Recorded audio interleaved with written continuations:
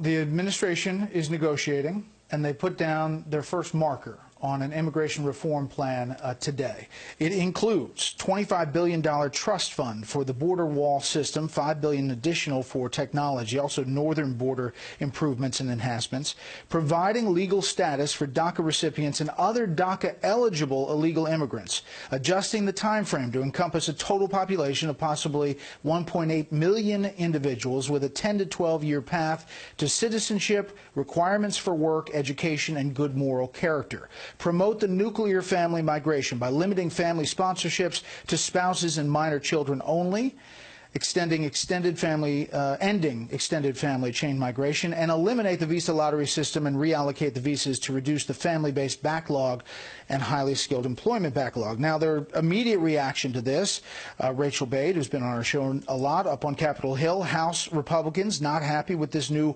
White House immigration plan. Quote, "This is the beginning of the end of the GOP majority in the House. In a year when the Democrats impeach Trump, we can point to this moment," one Republican on a call tells me. So with that, let's bring in our panel.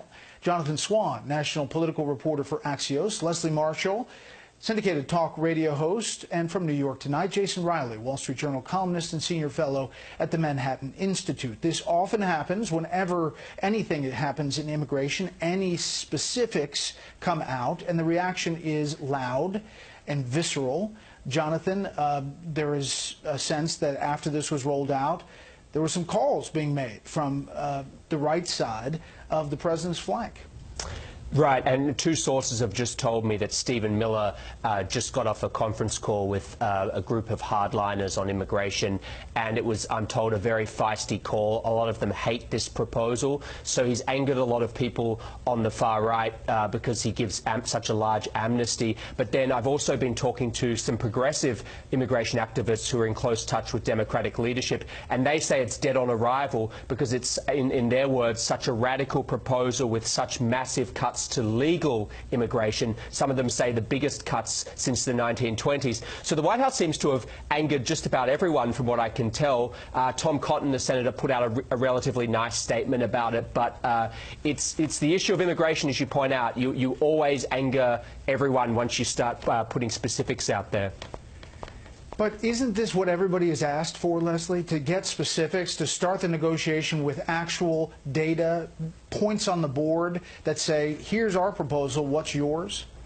Yes, but the problem with this is that on Friday, when you had Senator Schumer meet with the president, this is galaxies apart, and you need the Democrats on this. You need bipartisan support for any immigration reform, and we know this. You cannot hang, as they are, the DACA, the Dreamers, over the cliff with this. This is not only over-ambitious, this is impossible. What do you mean over the cliff?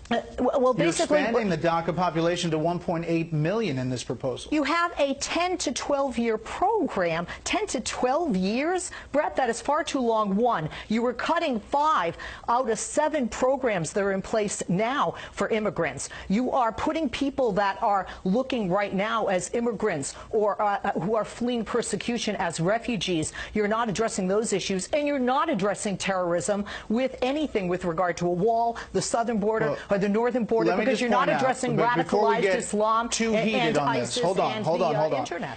Wait a second. Now, the White House said this is phase 1. There are many other elements of immigration. This is their first marker out there, and they are doing something that conservatives, Jason, as just noted, will have a hard time with.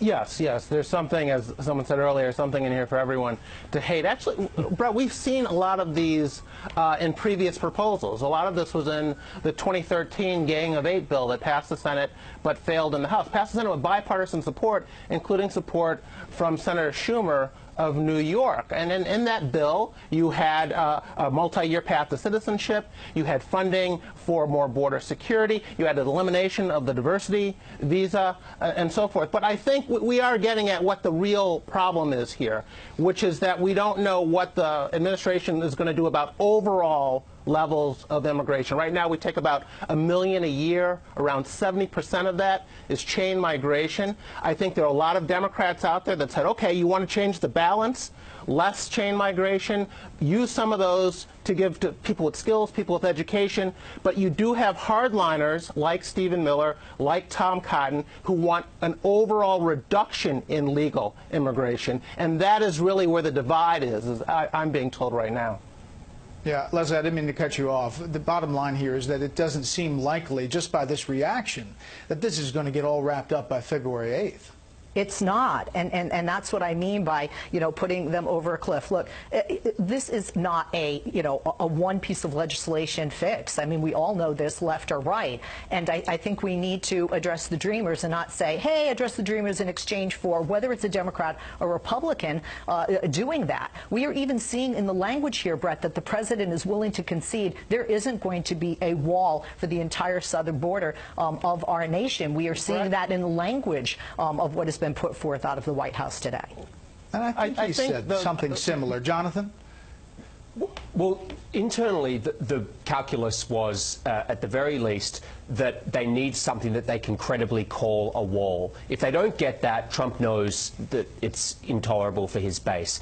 The question about legal immigration, to me, is what's going to be the biggest sticking point on the left. But also, one thing we haven't mentioned yet is the language around interior enforcement, the increase in ICE agents. That's something that's unacceptable to a lot of progressives. So it's going to be very hard for them to hash out a deal. I think the space where the deal is possible is if Democrats give Trump enough money so he can build something that he can credibly call a wall, and that there is some give and take on chain migration, then a deal, I think, is possible.